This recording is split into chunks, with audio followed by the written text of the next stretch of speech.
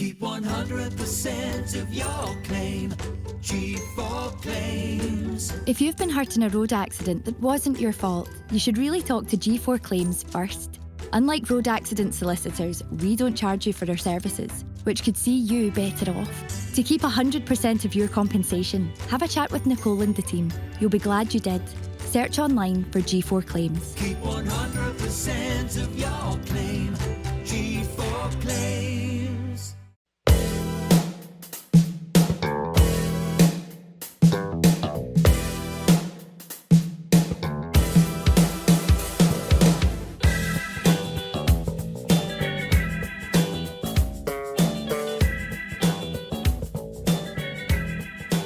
Ladies and gentlemen, welcome back to the Sellik the Thunder podcast, episode 125. We are fair whacking through them this season. No inconsistencies, which Is there none?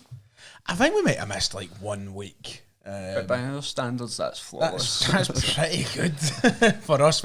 We can actually sit down and call ourselves a weekly episodic podcast at this rate. I know we don't do the international breaks, but who wants to talk to you? There's a reason for that. There's a very good reason for that. Anyway, we're back in the G4 Claims studio. We're back downstairs this week, so things are looking a little different.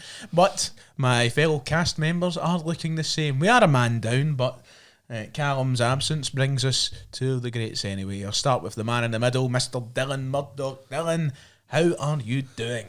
Aye, I'm good, Ryan. Bit on the rough side today, but aye, good to be back and talking about Celtic. I always find it funny when I ask that question, like, how you doing, as if I've not, like, spoke to you or anything, as if you've just came in and we've just sat down without any conversation. A few drinks?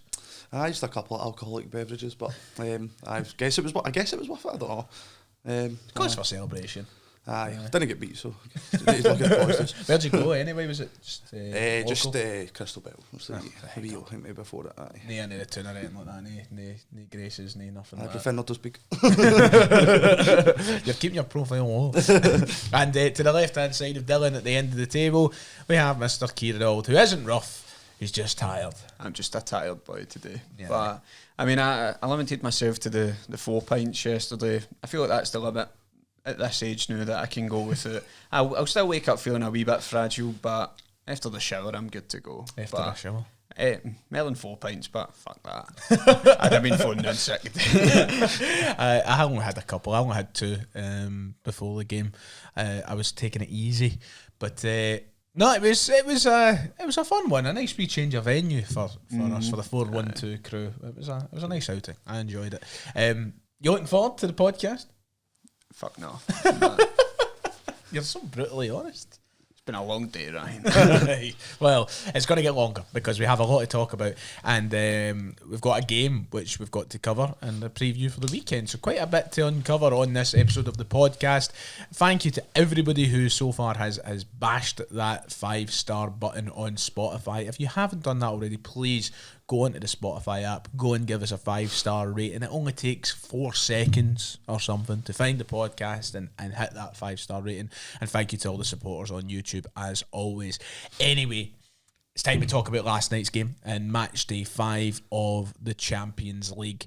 It was Celtic 1, Club Brugge 1, and a game which, you know, I'll let you start. I'll start with you, Dylan. What was your initial thoughts about last night? It's actually quite an interesting one to talk about. I think since I've joined this podcast, I've did the highs of like the Leipzig game, Aberdeen 6-0 and that. Then the lows of Dortmund 7-1. This game is just an interesting one. No, it's like it's a day later and I still don't know how I feel. Some people can look at it as a point gain, some can look at it as 2 points strap, but it was a game of 2 halves as well. It's really interesting to talk about. It's a really weird game. For so many reasons. I think you're right, because my initial reaction when I left the ground was disappointment. I was disappointed with the performance of the team. Then you try and look at the bigger picture and you go, well, it's still a point against the champions of Belgium, a really good team, a team who ended Aston Villa's unbeaten run in the competition. I got a few bits of criticism in my match reaction for being so negative, but I did outline it a number of times in my video. I wasn't being negative for the sake of being negative. I was trying not to moan. I was just disappointed about the general performance. I don't think, Dylan, that Celtic hit the heights they're capable of last night. And as you said, it was a game of 2 halves. Ultimately, you could say the first half cost us from 3 points. Yeah, definitely. I think it's that way as well because of the highs of Leipzig. You're expecting that again, back-to-back home games, and as you'd say, Leipzig's probably a better team than Club Brugge. But fair play to Club Brugge. I thought they were well organised, and they gave Celtic a lot of trouble in that first half, forcing the rare error for Cameron Carter-Vickers. It was really frustrating because it's just like it was Celtic sort of shooting themselves in the foot, if that makes sense. But I think fair play to Celtic as well. Though I think we did bounce back in the second half much better, and we could have nicked it. But it's also that way. It's like they get the offside goal, and it's like last night I was the same as you, Ryan. I think I was disappointed leaving the ground, but a day later I've sort of calmed down, and now I think it's like, as you said, only one loss out of these games. You'd have probably took it at the start of the campaign. So it's an interesting one. Kieran, I don't need to ask you for your instant reactions because we sit beside each other at the game. I know your instant reaction. I think we were pretty aligned in our views of the game. That initial disappointment was clear in both of us. I think Dylan used an interesting phrase in saying that Celtic shot themselves in the foot. We got, for the first time maybe this season, a classic Celtic in Europe moment, a disastrous, a comical own goal, which really kind of captured everything that went wrong in the first half. For the people who maybe don't have the pleasure of sitting beside you at Celtic Park, what was your initial thoughts? I mean, that first half was, especially the first half, I don't think we were great the second half either, but that first half was abysmal. Not one positive. I mean, obviously we've got the goal, but we're going to talk about Maeda's performance and our thoughts on that, but I just thought it felt like deer in the headlights stuff when they were passing the ball about like that, and I was off again Club Brugge respect got into the game because a lot of people were writing them off as if that was going to be an easy game. I mean, I'd watched them at the San Siro. I knew, I was like, right, we're going to get a game after these people, and they beat Aston Villa, obviously under hingy circumstances, but they're a good team, and obviously you have to respect that, but I feel like we sat after them too much, and especially the way we were defending. We'll go into specific players in a minute, I'd imagine, but just the way we were sitting after them, letting them have the freedom at Celtic Park to roam about, and like we made them look like absolute world beaters, and I think that was what was annoying us. And the biggest thing that's angered me for last night is, as Dylan's already said about shooting ourselves in the foot, we done it by our own doing. It's not like they scored the goal. Cameron Carter-Vickers rolled it into the fucking net. So I think that was the thing that was really eating away at me last night, and I'd be lying if I said that isn't still eating away at me. I've not got any optimistic outlook on last night. You're just I'll like, see if you said before the game, like you'd have took the point. Aye. But see the circumstances in which it happened, it was an abysmal night. Aye, this is exactly the way I worded it in my video, and as I said, I kind of took some flack for how negative I was around it, but I find it really hard not to be negative, and I'm kind of on Dylan with a sense I've kind of calmed down a wee bit now, maybe a bit more than you have, Kieran. No, but I'm still thinking looking ahead. But the pressure that has piled onto Zagreb away, which we like going into that, we're like, see if we beat Club Brugge at home, then we get a point earlier, we're sorted. Now, I agree. If we don't get the win in Zagreb, we need to go into the game against Young Boys, who granted have been shocking in the Champions League, but imagine the pressure that's going to be heaped on that game when we need to win it. Yeah. Right. I think, I once again, last night I got a bit of flack for it, and I'm not being negative about the draw itself. I'm just really disappointed with the performance because we've seen the heights that Celtic have hit this season, and we know what they're capable of. And I can't reiterate this enough. I don't think Bruges were anything special last night. They weren't at their best. They barely had a shot. You know, they had a couple. Schmeichel was forced to make a good save, but like it wasn't as if they outclassed Celtic. I will give them the respect in saying they were a good team. They set up well, they frustrated Celtic, they'd done a lot of the basics right to make sure they were the better team in portions of the game. But it wasn't like it was like one of the, you know how when Salzburg came to Celtic Park and they played us off the park, it was one of the best performances. People still rave about it. It wasn't like they'd done that. They just came and they... I mean, they're a well-drilled team that are good in possession, but out with that, there wasn't like a flurry of chances was being created. I mean, they still end up creating more than us, but I don't think that would have been hard to fucking beat last night, to be fair. What do you think that was, Dylan? Do you think there was any sort of reason for it? Do you think the team kind of, and pardon my French here, shat themselves? Like, because we seen Kasper Schmeichel rally the team after the own goal. He was the one that kind of pulled them in, and he was like, I think you could read it in his expressions, like, right, calm it down, like, sort yourselves out, what's going on here. We just looked, and Kieran phrased it as a kind of deer stuck in the headlights. And that's what it felt like. What do you think went wrong? It's that way as well. Like the Leipzig game, I thought every single player was pretty amazing, like near 10 out of 10 performances. And I think last night it was like most of them really did have a bad game, to be honest, if you're just going to be honest. I think even, obviously people talk about Engels and Taylor and stuff, but I also thought like your Calum McGregors and Hitatis and even Kyogo, I just thought they weren't up to the task last night. That's why I think I'm trying to see the positives of a draw, because I think we were poor last night, but it's that way when you compare it to Leipzig and last night, it's night and day. So it's an annoying one, and I think I like what Kieran said. I was talking about that to my pal last night. Has put a bit of pressure now on that away game, and it's going to be a tough away game as well. I know, so it's put the pressure on a wee bit. The whole thing was that if we have 10 points, we're basically through. Now we find ourselves on 8 points and I'm still confident we'll do it. I'm confident we'll get the job done. But you don't like that. Yeah, like I just think we suit like the games where there's a pressure on us to actually like. I think we're going to be in a situation like we were with this game, with the young boys game, because they'll be in a position where they've got nothing to lose. Like, why would we just fuck up Celtic's chances of going through? Like you're hoping that in Zagreb we can get something done, and I think the thing that's annoying me now is because I'm like I'd have happily took a draw there, but now I would like the win for definite, so we don't go into that game at Celtic Park needing to win, because realistically we're getting fuck all at Villa Park. So you never know. Hopefully that comes back to bite me in a good way. I know, maybe you're getting clipped for all the right reasons. I think that's the annoying thing as well, but because I think we spoke about Club Brugge, like, I think most Celtic fans would have wanted this game to be a win. Aye. If you're going to pick a win, like you fancied a game, you fancied it before the game and after the game, but even though you try to stay positive, it is true. Like you did want. It's a missed opportunity. That's the way I look at it last night. A massive missed opportunity, and we've only got ourselves to blame for it. Yeah, I think there's a number of things that went wrong. I mean, the first half performance in particular to be highlighted, in which we already have. But as Dylan mentioned, nobody was really at the races, and I find it hard to give many passes. And I said this once again, my video last night. A few people disagreed with me. I find it hard to give out any pass marks to the starting 11. Like, I once again, I'll exclude Kasper Schmeichel, because he done all he could in the game. He made a couple of great saves as well. I think Austin Trusty, from a defensive point of view, had a good game. And I think that if you take the own goal away, Vickers actually had a decent game as well, but sadly he's the one who ends up putting the ball in the back of the net. But there was so many players last night who let us down. And Kieran, I'll let you start, because I know that you're probably desperate to talk about a couple. I mean, for starters, we'll go for the UEFA man of the match. That is in my head. So before you do go, can I just say this very quickly? And I said this to you already. I talked about Maida's performance last night. Great player, love him to bits. And I said I didn't think he was great. I said I think he had a poor game. And take the goal aside, the goal is magnificent. He deserves praise for it. But I think in isolation he had a poor game. I don't think he was great. And a few people seemed unhappy with that. A few people saying to me that he was the best player in the park for Celtic, that he was the only one trying to make things happen and such and such.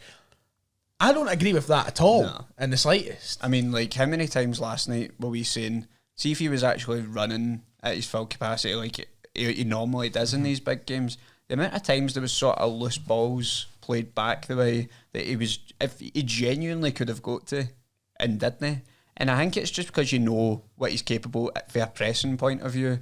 And it felt like he was holding back. We were saying that the full first half anyway. It's as if he's no getting at 100% to actually go and win the balls back, because I know what he's capable of, and Diaz and Maeda could have easily intercepted that ball in dangerous positions. And I think that in terms of tracking back and things, you rely on him for things like that. But you said to me last night at the game, if there's anything that encapsulates him as a player for Celtic more than what's just happened tonight, playing like that and then scoring a goal like that, that's just him out of the back.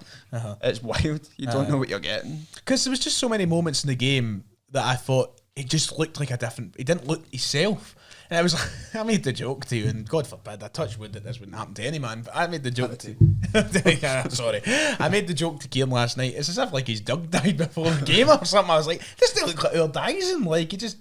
He looked off to me, and I don't think he was. I'm not going to sit and say, oh, he was dreadful, but he just. Like, I think just because you knew he could have been better last night. I think that's the story of last night for everybody in that team, because a lot of big hitters didn't show up. I'm seeing as well a lot of people talking about Engels again. Farfig great last night, but I think somebody said on Twitter earlier, and I think he's the easy scapegoat now that Scales isn't in the team. Like, there needs to be somebody that everybody goes after. And I've always said, like, the price tag obviously doesn't help, but you expect a lot if you're spending that kind of money. But I'm just... He's obviously not been great. but I'm not having the whole thing about him. Like, just completely fucking. He's absolutely fucked it now. There's no coming back for this. I'm like, we'll talk about the whole Bernardo situation because realistically, he should start on Saturday. He's shown enough.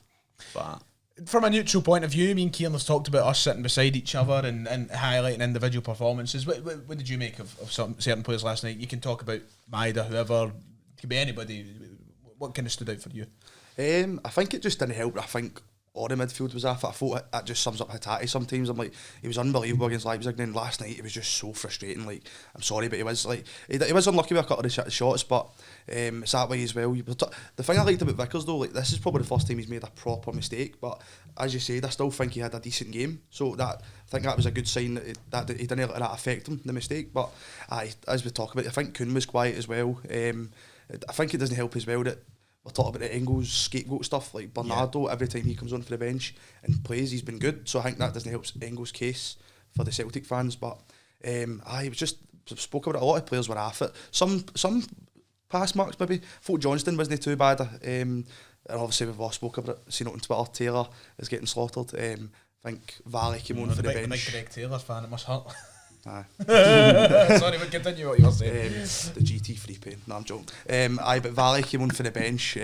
He looked positive on the wing, bouncing forward. Sort of got us into the game a bit more. Yeah. Valley bouncing up. He led to the Maida goal as well. His pass going up the park. So I think Valley will be in the team as well at the weekend. Yeah, I think.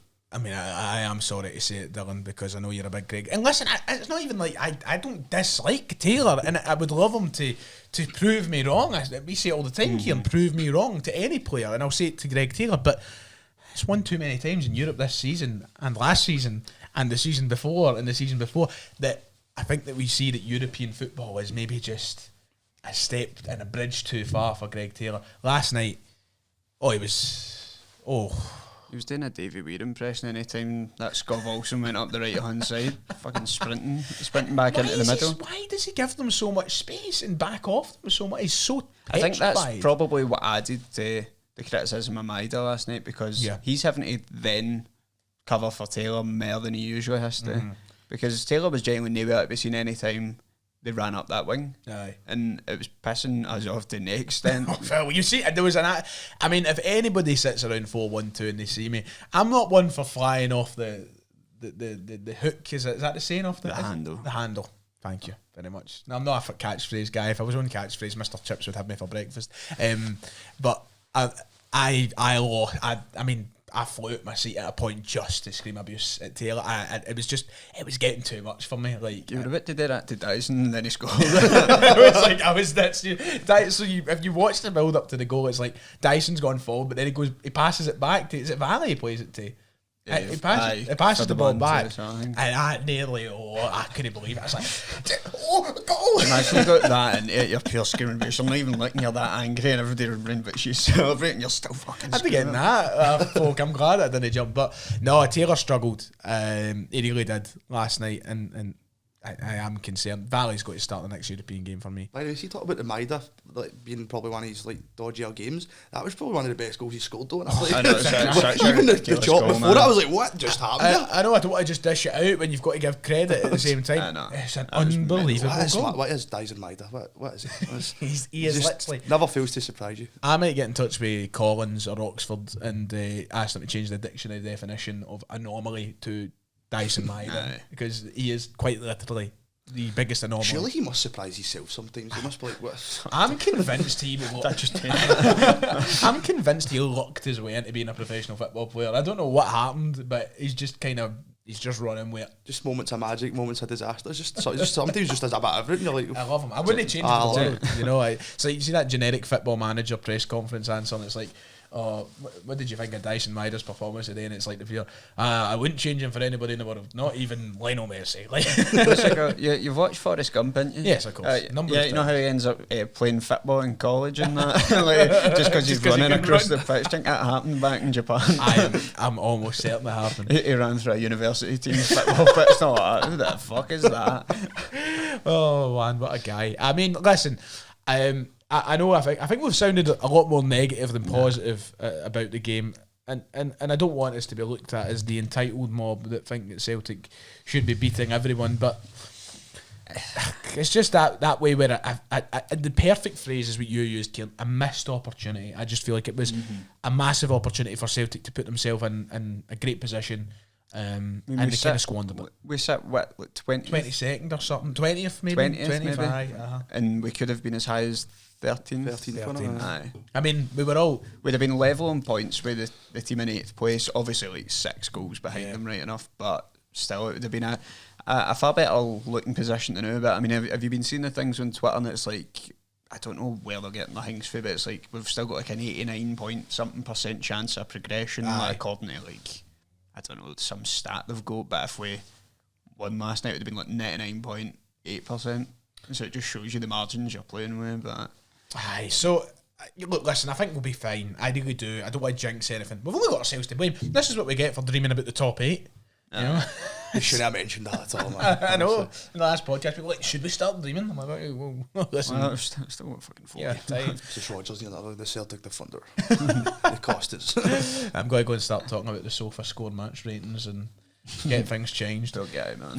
Poor guy. Do you know what, can I actually, before we move on, I actually want to talk about this for a second, because I actually sympathise with that guy a bit. No, because it's a well-constructed question, Yeah, and he's just in a very long-winded manner, and he's obviously nervous, and aye. It's quite easy for people to jump on him. Listen, it's so easy to jump on him. I don't know who it is. I literally have no I couldn't idea who it recognise is. who it is. It could be somebody that watches this podcast. It might not be at all. But I have how Kieran will tell you, and Dylan, this a wee bit before your time of joining us, not to exclude your son, but Kieran will tell you the amount of times that I've messaged the group chat at a press conference going, I don't know, I don't have a question. See, I especially if don't you're have a mixed question. in with the actual Yeah. press as well, you can't get a fucking word. Exactly. If you've got the record up and the Mail up and whoever, if all your top journalists are there, Sky's there, whatnot, and Ronnie Charters and whoever else, the questions are gone before it gets to you. Aye. And it's so nerve-wracking, because you don't want to be the guy that asks, especially when Ange was here, like, because you knew Ange could give you a grilling. I think Rodgers is a really kind guy. Rodgers isn't like Ange. But when Ange was here, he would grill folk, and you didn't want to be the guy on the other end of a grilling. I understand the pressure that the lad's been under, because I hate being that guy that's maybe like, I've been sat at the end of the row before and I'm last on the microphone. I'm thinking, I don't have a clue what to ask. So I'm listen. Start asking him food questions. Like it's the Q&A. Brendan, rank these 3 McDonald's, KFC, Burger King. I think they'd appreciate a question like that once in a while. He's like, oh, no, there's a question. You know, I do like a McDonald's. So before we do move on to the halftime quiz and such, I don't know how long. Could you see that? Is it too far away? Yeah, 23 minutes. It's actually quite good. I'll open the floor to any points about last night that maybe I've not addressed or asked questions towards. Should we talk about the atmosphere? We could. Dylan, I'll let you start. You spoke about this in the car. What do you think of the atmosphere last night? I know, I've seen people talk about it. I don't think I really noticed it at the time, but then again, I did have some beverages. But, it's an interesting one, innit? But I don't know. What do you think? Well, Kieran, I'll let you go first. I mean, I've always said, I think the notion that we're the best fans in the world and all that is always a bit over-exaggerated, but it's good before kick-off usually. Mm-hmm. When we're up, it's obviously good, but at the end of the day, it's never going to be consistent for 90 minutes. Yep. It's a sort of reactionary game out here where the fans sort of react to what's happening on the pitch. Yeah. But we know ourselves, it can be a bit toxic in Celtic Park when, for example, we've scored one of the worst own goals we've scored at this level. Mm-hmm. And in that manner, obviously the crowd are then a lot more nervous. You've got the points being made about in the second half, maybe picked up a wee bit, but I think it has been a bit lacklustre recently. Mm-hmm. I mean, obviously at Leipzig it was good, but we hammered them. Yeah. Slovan Bratislava, we hammered them. Mm-hmm. And a game like that last night kind of shows you the other side of the coin. When things maybe aren't going so well, it's no that good. Yep. But I mean, I think some of the criticisms have been justified, to be fair, but I've also seen some wild fucking takes on Twitter, like people saying the Champions League anthem and like everybody like shouting, like supporting at that point is cringeworthy, and we should stop it. Who said that? I think I've seen that. Really? Hannah likes on the tweet. You're joking. But it was also getting slaughtered in the replies as well. So that's good to see. all is still well in the world. But I think that's one of the unique selling points of Celtic Park. I think no other ground does that. I think the point I'm making was saying it was, and somebody else in the reply said that it's too forced and that. But I don't know if like people are saying. I think the tweet was actually saying they would swap that for 90 minutes of a good atmosphere. Of course you would be. You're not going to get it. No. And then saying he thinks it's a bit cringeworthy. I can't mind what account it was. Otherwise, I would have named and shamed. Sorry about that, lads. But nah, I don't agree with that. No, I don't agree. Listen, I think there's a number of factors that contribute to a poor atmosphere last night. Number one, the performance doesn't help. And I know it's a bit of a pathetic excuse. It's not me saying it's it doesn't affect me, but I think it never helps when it's freezing. As a man who was at WrestleMania 40 at night one, the coldest night in WrestleMania history, I can attest to the cold holding back atmosphere. But fucking chittering. It was a cold night. But what I will say is, and I never want to be looked at, and I don't think any of us want to be looked at. We're never a podcast that goes out to attack supporters or whatever. Like, you pay your money, you do what you want at the game. I'll always, number one and foremost, it's your choice. If you want to go cheer, boo, sing, stand your toes, I don't know. It's up to you. You've paid your money. You do what you want at the game. But one thing I can't wrap my head around is the thousands that were flooding out the stadium last night with 10 minutes to go. Joe Hart even spoke about it on TNT. So listen, don't just come at me in the comments if you think I'm attacking you. Go and attack Joe Hart, much loved Celtic goalkeeper, because 10 minutes to go in a Champions League game, you're 1-0, needing a winner, and fans are piling out the stadium. I don't care. I unsubscribe if you like. I could not give a toss. If you're leaving the stadium with 10 minutes to go in a Champions League game, unless you've got an exceptional fucking excuse, it's pathetic.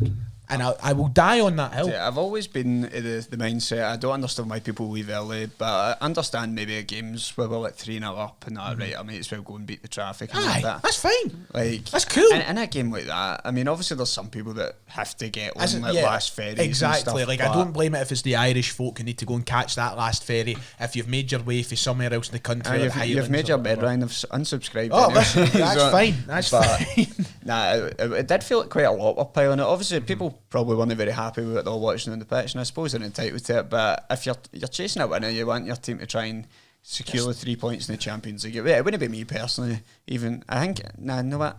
If it wasn't for my frozen over legs, maybe I'd have walked. I don't mean to sound harsh. I really don't. I'm sure most people agree with that, because I've always bought that as well. Like, surely, especially a Champions League, like you know what I mean? Some people don't leave early, but are very adamant about their right to. But you can't have an opposing point of view because they've paid their money and they can do what they want. Well, man, the fuck you paying your money to?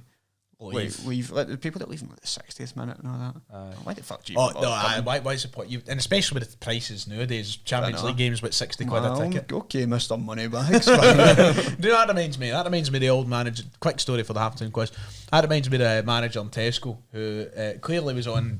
I don't know. He'd probably be on about 150 grand a year being the store manager. And he used to come out with his cigarettes and he'd smoke about 3 draws yet and he'd chuck it away. Look you right in the eye when you're doing You're sitting there smoking it to the beef because you've paid £12 for the packet, and he's coming out. How we getting on? Good. Hey! Trying to catch it. When a flare, man. He's like that. Super Kings and all. I'm making money bags. 12 quid a packet nowadays. Right, half-time quiz. You've got it. Have I got it? I've got the full-time quiz. Have I got it? Okay, right. I will try and locate my half-time quiz. I was alerted late of half-time quiz. I think I've got it. I'd like to address as well last week's halftime quiz. I missed out so many answers in that Hearts one. Aye. Like I must have rushed it big time. I think I was also put my trust in this website I found that was obviously missing these things as well, and I never fact checked. But some of them I was like, oh fuck, I forgot about that one. Can't even mind if we got all 4 Hearts players as well. There was more than 4. That was the issue. But Tony Watt, I forgot he played for them. Because it was Tony Watt and who else? Tony Watt was there. I beat him. But Tony Watt was there in Rodgers' first season, because I'm pretty sure we played against him. Would he have been playing that day when Sinclair came on and scored? I think so. Right, okay. Let's go into the halftime quiz. Thank you to Kieran, quiz master. I literally just found it and just seen it. Halftime quiz. Let's be honest, we all shed a tear or two watching the Celtic Christmas advert, but how many of the current first team appeared in the Christmas ad? Their faces had to be shown, and not just the back of them. So from my count, there was 15. So 15 current first team players. The boys have 1 minute to write a list on. So both of you get your phones out. This is a new half time. Liz, open up a fresh note on your notes folder. Right, open up a fresh note in your notes folder. So there was 15 current first team players in the Celtic advert. You have 1 minute starting now to write a list on your phones of how many of the 15 that were there, you know. And at the end, I will assess both of your Does notes. this include the women's team, though? No, just the men's first team. Apparently, just the men's first team. So you've probably got about 40 odd seconds left. I've started the timer late. I would never have. I'm glad I'm not playing this. I'm glad that I'm for this, man. Shaking type meal. Oh, Jesus. Oh, fuck, man. Oh, how long's left? I'm actually forgetting players that fucking play for us now, man. 1 minute's harsh, isn't it? Oh my god, the fucking spell correct. I just got some of the daisies. You've got about 10 seconds left, I think. God, who the fuck? So this is going to be fun. I wonder who managed to get more. Okay, 5, I think I've named 4, 3, I've no. 2, Okay, get on. 1. Right, okay, 45 seconds on the clock. You have done your list on your phones. I thought you were still typing there, Kieran. I was about to fly out the table and attack you. Right, okay. So, Dylan, you got a list of how many? Tell me how many you ended up at the end. 3, 4, 5, 6, 7, 8, 9, 10, 12. 12. Kieran? An abysmal 10. 10, 12. Right, okay, but it doesn't necessarily mean that Dylan's won. I don't know if they're in it. So. Oh no, So- there's a couple in here that definitely weren't in it. Okay, so I need you to put your phones flat and keep count of what ones you have got right here. So I'm going to read out everybody who's in the advert, and if you had them on your list, just put them in your fingers, right? Kasper Schmeichel. Yep. Alistair Johnston. Yep. Oh, Jesus. Did you forget Johnny? All of Adrian. What am I doing, man? What am I doing? Greg Taylor. Fuck. My boy, man, my boy. No, I'm a fraud. Nicholas Kuhn. Yep. No. Dylan, who the fuck are you Jesus naming? George Samurai. Right. Nail in it. Luis Palma. There you go. There you go. You had Palma. That was the first. That was the first because of the dance. Luke McCowan. Yep. Boom. That was my 1 and 2. James Forrest. Nah. Kyogo. Yep. Callum McGregor. Yep. Cameron Carter-Vickers. Yep. Paulo Bernardo. Boys. Fuck. Dyson Maeda. Yep. Oh, Jesus. Arne Engels. No. So, hold on, we're down to the last 2. Kieran, you've got 9. Oh, you got 9? Oh, You've got 8. I've got 8. There's 2 more names left. Liam Scales. Nah. That was a judge. And finally, the last name, Adam Ida. I go Ida. Oh, that was good tension at the end. Kieran wins 10-9. So out of the list of 12 that you had, 3 were wrong then. So who did you have that wasn't mentioned by chance? I had Yang on yours. Yang, Hitati. Hitati. The Trusty, did you say? No, Trusty wasn't in it, I put apparently. Trusty in it. Oh, there you go. Was Vickers? Vickers. I think that was the 3. And I then, can't believe I got all 10. so all 10 that you had were in it. Because I had Palma, McKeown, McGregor, Kuhn, Kasper Schmeichel, Alistair Johnson, Carter Vickers, Dyson Maeda, Kyogo, Ida. That was pretty good. I actually quite enjoyed that. That was pretty good. So well done, Kieran, who wins the halftime quiz. Maybe wait till next year for that again. This would be an Easter advert. I'm going to start watching the old ones and then who's still at Celtic. Right, okay, halftime quiz is done. We're kind of powering through, which is good. Oh, we forgot Joe. Well, he was it, but he's But I've got the point if I wrote that. well, probably. Could have maybe made a, the halftime quiz goes into a preview for the weekend. And listen, we're big picture guys. Got to change that to the name of the podcast. The big picture Celtic podcast. We take on Ross County at Celtic Park. 3:00 kickoff. Dylan, simple as this. You need to win these games. That's pretty much all I have to say there. I just hopefully be back to business and pick up for the last league game and just another 3 points to the board, hopefully. No disrespect to Ross County, but Celtic Park Saturday 3:00 should be a simple routine game, and hopefully see a couple of wee changes here and there. Hopefully Valley and Bernardo and stuff like that, and back to increasing the gap, because we had a nice wee Aberdeen slip up and a nice wee Rangers slip up at the weekend, and the other day the free That's right. That's it. We can move even further ahead of Aberdeen in the next wee while when we start to play the same amount of games with them as again. But Dylan's hit the nail on the head, Kieran. But it's maybe a chance for Celtic to show another side of them and play some different players. I mean, we've spoke about previously coming off of European games, maybe faltering performances at the weekend after, and you've kind of excused it because we came off the back of a win, for example, against Leipzig. Now you're coming off the back of, I mean, obviously if you can look at the positives of a point gained, but obviously to some people it's 2 points dropped for the performance last night. Gone into that, hopefully we've got a bit more fire in the belly on Saturday coming up against Ross County, who actually are not doing that bad because the two Edinburgh clubs are deciding to see who can be the worst team this season.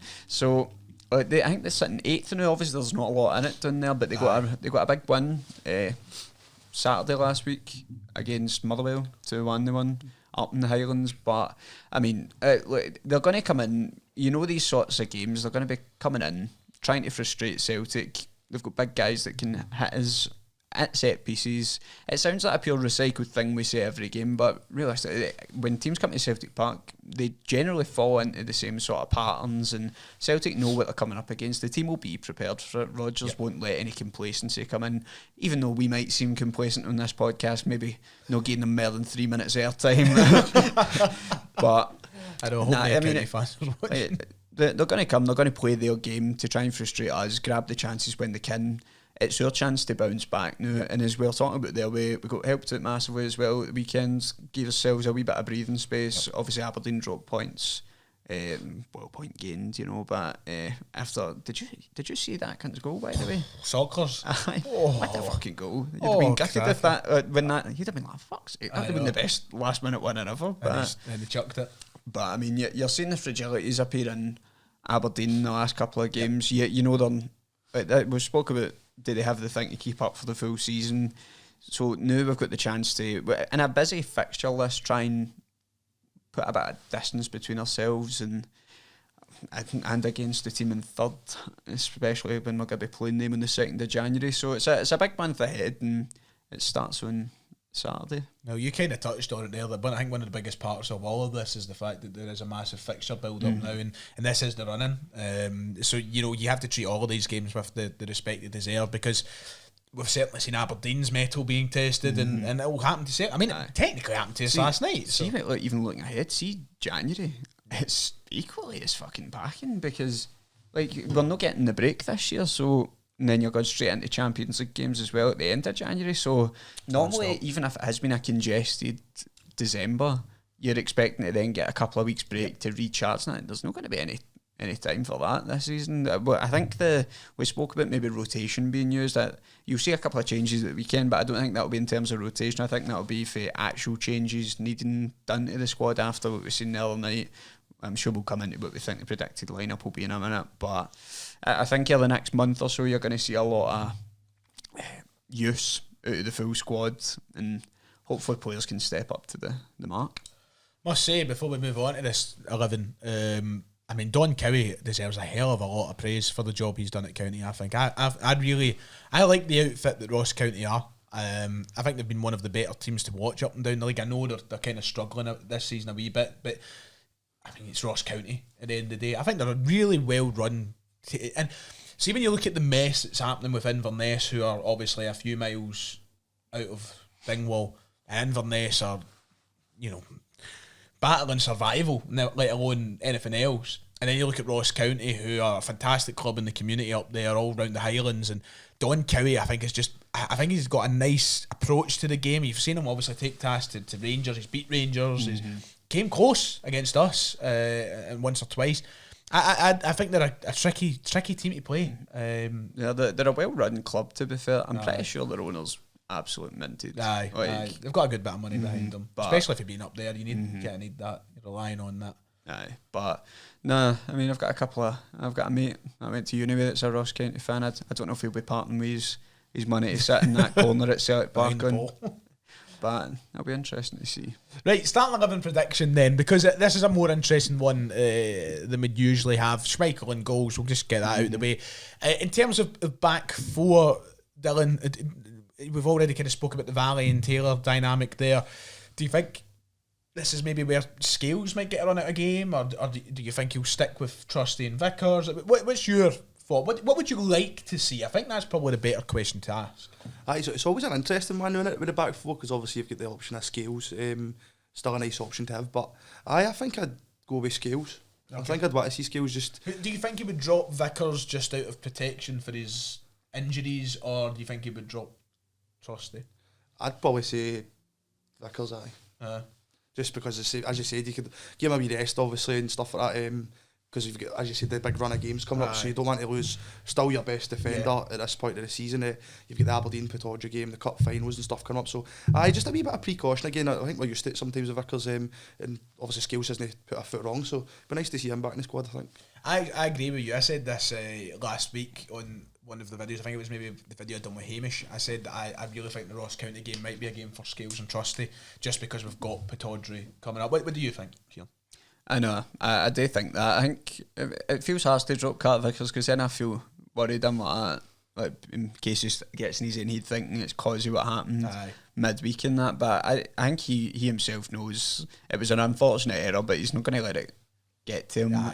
He's too good to let that. I do think that will be an area where there will be the wee switch around. I think Liam Scales, I think you also need to give him some game time to keep him happy, to be fair, because while we're alright with him being the backup now, he's went for playing every game to now watching him for the sidelines. So if you want him to stay at the club and be that backup, then you're going to give him minutes, and I think this is a sort of game where you can trust Liam Scales to put in a good performance. But I wouldn't want to see Trusty dropped either, because he has played so well. I don't want to disrupt that, like let him grow and let him get better.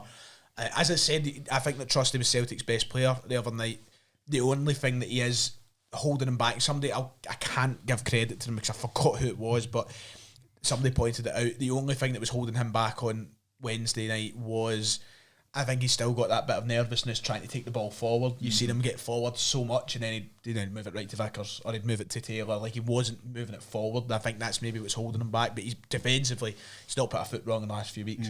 But I think the big one obviously is, are we all expecting Valley to start Saturday? he's got Should to be. Yeah. Simple as that. I don't think there should be any analysis needed at that. Midfield three, once again, most people expecting to see Paulo Bernardo come into the midfield three. I would like to see McCowan come in as well. Do you see both?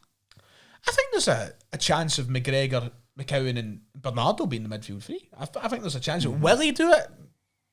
I'm not so certain, but I think there's a chance of it. I mean, I agree. I would like to see both of them playing. Bernardo definitely. Yeah, he's gone. I feel like it's a nail on for him to start. I hope he does kick on as well, because we've been getting praise for his performances coming off the bench, but can you do it for the outset? So hopefully he can, because if he doesn't, people are fucking English should be starting. Just going to be a vicious cycle. So that's the midfield three. I think all of us would maybe like to see. But front three, Dylan, what do you think? That's an interesting one as well. I think he could bring Ida back in. I think he'll go Ida. And then probably keep Maida and Kuhn still. I hope that, we said it last week, that the strikers need to hurry up and start taking their chances. We kind of blessed them, as I said last week. They've quite frankly been wank. But at the weekend, both of them scored. Granted, none of them scored last night, when it probably mattered a bit more. But I think I'd like to see Ida start at the weekend. I don't know why this just feels like a game for me that I think Ida would start and do well in. I'm on the Ida train right now for the starting 11 on Saturday. Yeah. So, I think team prediction is a hard thing. I think it's more of what you'd want to see this weekend. Before we move on to the final couple of segments, as always, floor open, anything ahead of the weekend you just want to get off your chest. Speak now. See, just talking about Kyogo there, I've not watched back that chance for last night. See, well, like the ball got curled through, but all the defenders sort of let it go because they thought, okay, it's going nowhere, and it curved in, it went to his feet. I was like, how the fuck did you miss that so badly, man? Just kind of skewed too far for him, I think. I think he went too far to the right. Fucking fuming at the time as well. Anything you'd like to add? I'm so glad we don't do this podcast after the game, because like you need to calm down. Would I be steaming or fuming? One of the two. Sitting screaming into the fucking mic. I was always, when we started the podcast, I always thought, oh, we could do them direct, but then how do you get we wouldn't be hating about 4 a.m. if we've done that. Man, fuck that. It's like fucking the times we used to record it in this studio, about 3 years ago. Back when we were jobless and students. We'd rock up here at like fucking 10:30 at night. I'm having a coffee. Well, you were, I wasn't. Right, the Twitter questions. Kieran, do you want to host them again? It's nice having a change of voice. I feel like I talk too much. While Kieran gets the questions, anything interesting happening this weekend for yourself, Dylan? Just away Ireland. The weekend. Oh, that's right, you said. Aye, nice wee weekend away just to chill and that. See one of our pals earlier, so it should be good. Dublin? Donegal. Oh, aye, so interesting. nice wee chill, watch a football and that. Nice. Earlier, so aye. Love yourself. Enjoy. Survivor Series. ICW are hosting a watch party in Felsons. So get your tickets if you're a wrestling fan. You'll see me. Don't talk to me, but no, I'm joking. I'll talk to anybody. So that's my weekend. I'll be good with it. Should be. I'm just having a wee look through them and deciding what one to start with to see. He's very picky, Kieran. So like me, I'll just ask anything. I mean, we've kind of spoken about it, but just to sort of keep finish off what we were talking about, is Valley now the first choice left back for all games or just the European ones? Because he thinks actually, apart from Tynecastle, Taylor's been quite decent domestically. Is this a situation where you will only see him in the Champions League games? Because I remember last season, Bernardo was nowhere to be seen domestically, yet was starting like every Champions League game. Mm-hmm. Is that the sort of situation you see? I think he should be domestic as well. I put it this way, right? I've not made it a secret. I'm not a huge Tony Ralston fan, right? Not a huge Tony Ralston fan. But domestically, he does the job, you know? And I don't think that should be the standard. No. I don't think that should be the thing that makes you start every week. If Valley's a better player, you start him in every game. And I think we're starting to see that Valley might be a better player. Especially if you keep chopping and changing, you want these players to get an rhythm sometimes as well. And I think the last couple of years, even though Taylor picked up good form with Ange and that, left back's always been that talking point in it. So you're wanting Valley to come in. You've signed Valley, so it's exactly for games like that. Even in not just Champions League, but just to get that rhythm because going. When Valley came through the door, what was the first thing we said? Hopefully this is the end to the left back problem, because we've had a left back problem since Tierney left the club. Hopefully this is the end to it, and we don't know if it's the end to it because he's not had that many opportunities. So he's going to need to start getting them on a consistent basis. That was Aidan that asked that question. Thanks for that. Just on the Greg Taylor thing, Dyson's Big Toe said, would the Rizzler have put a better performance in last night than Greg Taylor? Yeah. Too right, he would have. Let's see. I was trying. I was raging. I said to Kieran, like, I hope we score a winner because I just hit them with a Riz face. Hit the rouge on. I think it's Odran. I'm sorry if I've butchered that, but he's taking a more positive outlook and he's saying, what? Is it Odin?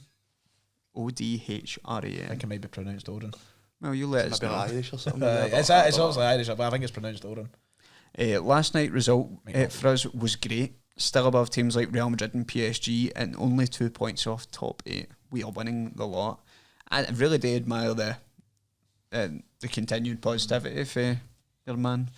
But I mean, when you look at it like that, that's the nuts thing about this new format. We're sitting above teams like that, and obviously they've got games that are winnable coming up that they'll leapfrog us, and it does keep it interesting. But listen, if you isolate the points and if you isolate the results, I'm delighted with where we are. I'll admit, if you isolate the results, I'm delighted. It's just the performance last night that's got me a bit down. It's not. Listen, I don't want people thinking I'm like, oh, a draw is a terrible result. A draw is not a terrible result. It's the manner of how the draw happened. It's like, obviously we've clawed it back, and you can look at it as a positive, but we've clawed it back for us nearly fucking it for ourselves. And I think that's what's annoyed.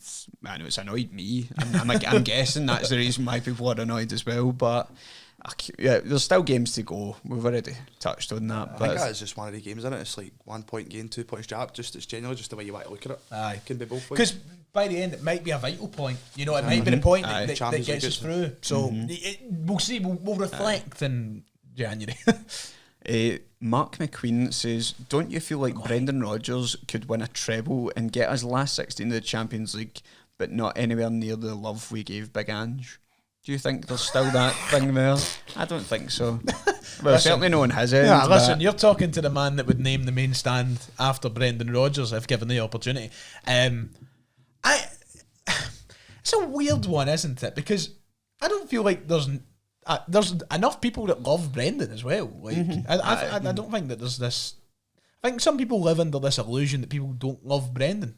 Nah, I think it's just because the fanfare for Ange, Ange was really sometimes over the top. But I mean, I feel like the fan base was really united in their admiration for Ange. So in that way, I don't think there's any hangers on to the Rodgers as a rap brigade at this point, surely. But I mean, if we lost it, if we didn't win the league last year, well, I think there would have still been a fair few. But I think last year's double pretty much put an end to that. I always forget how close it was last year. Do you know that? Every time, like, It's close until the last if fucking went to the split, really. because it was like that for each game, and if we lost that, it could have been trouble. It could have been. I know it's true. That's true. Let's forget about that. Then they went and dropped Oh, I points can't love to him. Dundee and Ross County. He's a darling. Ange will never have the class that Rodgers has. It's as simple as that. You know, if you want class in charge, you're looking for. How funny! If you watched that video, have you ever seen the Ange post called Master Chef video? I think so. Oh, it's fucking. Have you seen it? Don't think so. Oh, it's just like it's this guy, a comedian, I think, and he's doing a skit. He's got his green screen out, and it says as if it's MasterChef. So the guy's presenting. He's like, "Okay, Ange, we've asked you to make a chicken pot pie for us today. Let's see it. What have you made? Sponge cake, mate." He's like, yeah, sorry. He's like, sponge cake, mate. He's like, we asked you to make a chicken pot pie. He's like, yeah, no, mate. I make sponge cakes. He's like, why have you made a sponge cake? Proven sponge cake maker, mate. I like sponge cakes. I do it my way. I like making sponge cakes. And there's a post getting right at the end. He's like, okay, I'm not happy about it, but I'll try it. And he's like, oh, this is disgusting. What's in this? Chicken, mate. It's honestly fucking hilarious. I feel I don't need to watch it now, to be honest. It's so funny. Just had the fucking ending spoiled for me. the payoff to the build-up. I've got a lot of Ange memes in it. Have you seen that? It's like, it's who we are, mate. And it's like getting blackout drunk or something off because it's party. Big Ange, man. Private sponge cake maker, mate. Yeah, mate. There seems to be a lot of hate towards Greg Taylor in the replies to this. So to save Dylan, I won't read most of Hey, it. see my pal, he sent me a Twitter like Greg Taylor hate. I'm like, you're actually buzzing to hate Greg Taylor. He was so buzzing to send me that. I was like, he's finished, man. I'm like, oh, come on, man, calm down. He's a funny guy. We got that. Greg and Dyson Enthusiast has actually given us a food-related question here. Oh, good. And it's a start bench sell, but it's bread, bagels, and wraps. Oh, that's good. Right. I can go straight away. I know mine. So start, bench, and sell. I'm actually, in recent times, I've switched. If you asked me a year ago, I'd be starting the wrap. I'm more of a bread guy now. I think bread is just fantastic. Different types of bread, great breads. I love a sandwich. I love a baguette. I love bread. I'm starting the bread. I'm benching the wrap, and I'm selling the bagel. There you go. See, I'll start the wrap, sub the bread, and then sell the bagel. I'm going to keep the bread as a starter, but I'm actually going to keep the bagel on the bench. You're getting rid of the wraps. I used to love a wrap, but let's see if we buy them in the house now. They'll go fucking stale. I don't use them. I feel like you're the wrap man. No, like that cunt rap god had me on a fucking chokehold about 3 years ago, and I was putting everything in a wrap. Wow. Like I was swept up in the rap hysteria. It was like Beatlemania. If I had a gun to my head and somebody says, guess what Kieran's would be, I thought you'd have started the No, rap. I I'm just dead, love that's how- me. I'm see- Kieran, cheers, I'm dead. Sometimes, Go on. see, just a wee toasted bagel, I love a bagel bagel. thin, buttered well. One time I actually made up a garlic butter put it, so it was like wee garlic bread bagels. Stop it. I've not even had Can my I get that with a fucking wrap, I've Ryan? not had my dinner yet. That's how I just rumbled as you said. That's mad, by the way. no more food One of the questions. mic picked up. Right, next question. Decky has said there's a kebab pie drought in 111 and 110. Also has to be Valle and Bernardo going forward went up the level required when they came on. We'll touch on the last point. We've all agreed that we think the two of them will be starting at the weekend. They've proven that they probably should be, and I don't think anybody would really contest that after what happened last night. Now on to the important matter. Celtic, you need to address this. I think it's every section now, by the way. We were fine. We got ours. We were quite late in as well. We were in a huge queue, quite late on, and we got our pies. See, we don't go to like up near the bit. They've got like the wee makeshift Cafe kiosk, Neo or something it's like called, where the aye. pizzas and that are. Like, so we don't go to the normal ones anymore because the queues are usually too long. But kebab pies in abundance, and that's not an invitation for people further I don't sections to fucking- come and steal our fucking pies. I'm actually cutting that out the pot. I don't want people coming to get their kebab pies. That's a hack, girl. I think they must get a good amount in the wee stalls, and people just don't go to them. So The kebab pie's really taking off this season. that is. I used to get raised eyebrows last year when I said about a kebab pie. Oh, Wait, kebab listen. pie? I want people to see. I'm seeing a lot of love on kebab pies on Twitter, and I want us to be remembered as the OG kebab pie propagandist network. You know. We should have gatekept them, man. I know. My pal Ryan went to get us kebab pies, right? And he was away, I swear, he was away like the whole time. I was like, where are you? You host or something? And he's like, no, I just couldn't find a kebab pie anywhere. I think he just went a pure absolute mission. I was like, Asking Steers getting a bit worried, man. Asking Steers to let him up and doing get me up. Aye. Thank you for your question, Decky. Let's see, we'll do one or two more. Sean has asked the best Celtic shop. Celtic shop. Aye, which Well, like the superstore in Argyle Street in Braehead, is that what's being meant? Well, there's actually Braehead, Toon, Celtic Park, Club Brugge. was there that many, Aye, there's a couple more, and then obviously there's a few in Glasgow Airport.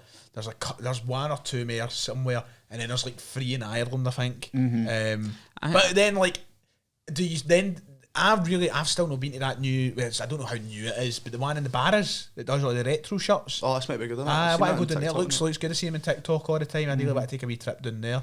I know. Like, I don't know. I don't think I've ever... The online shop.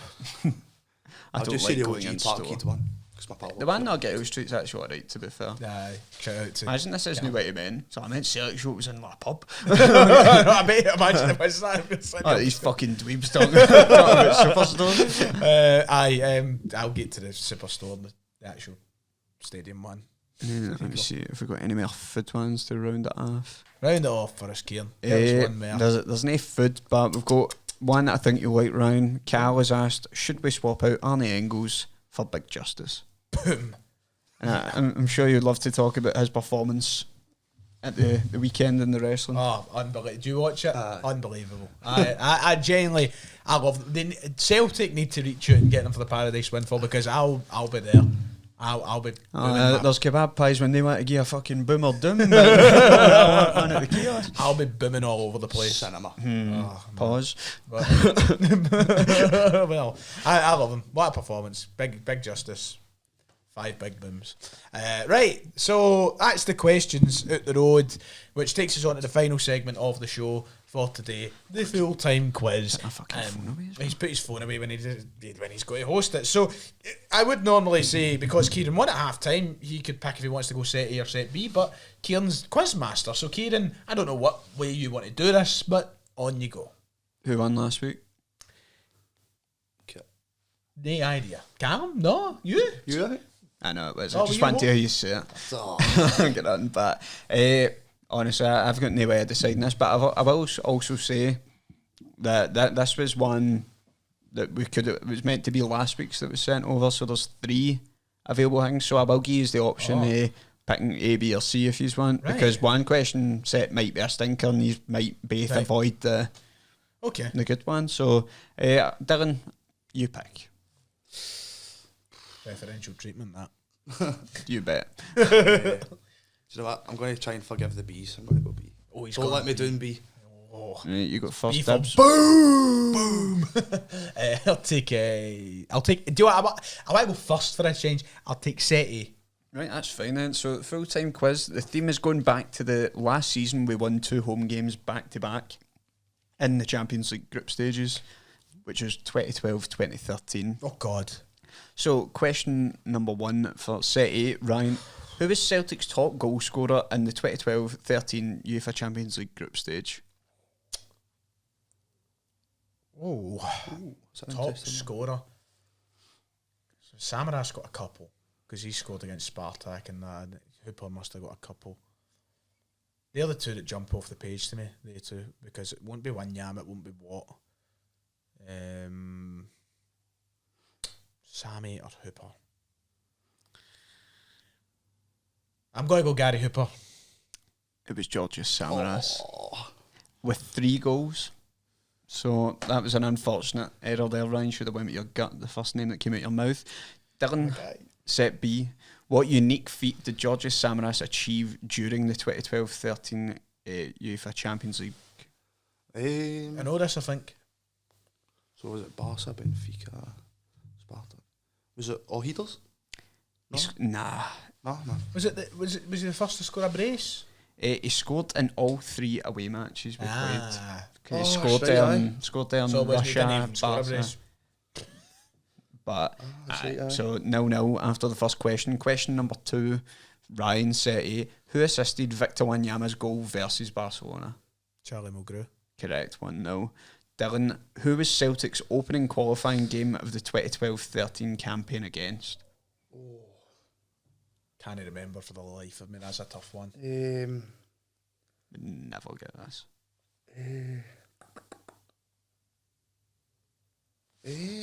I feel like I remember it. And I'm just, I would sit here for a year. Honestly, I would not have.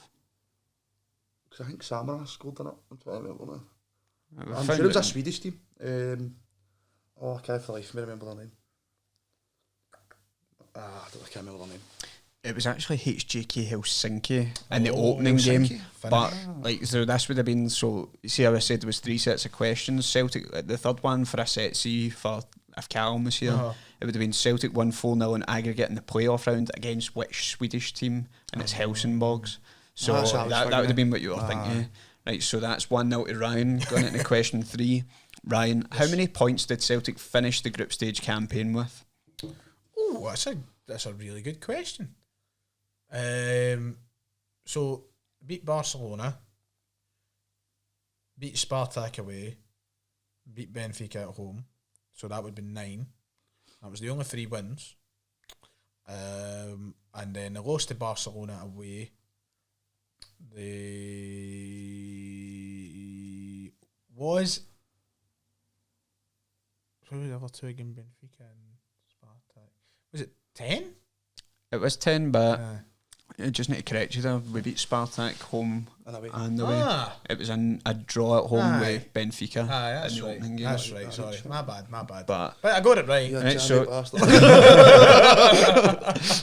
so 2-0, Dylan to try and claw a point back here. Which defender scored the winner in a comeback first leg win versus Helsinki? Jesus Christ, like, how much do you love this game? Dylan, defender. I'm so sorry, but you need to stop picking B, man. Nah. Always betrays me, doesn't it? B or betrays. Defender, man. Jesus. I think I know, actually. Did I think about it? Wasn't it Effie, was it? Was it Effie? Let's go. Is it, Nah. is it Kelvin Wilson? It's Charlie Mulgrew. Oh, well. Oh, come on. So that's 2-0 to Ryan. Got into question number 4 here. Can he take a 3-0 lead?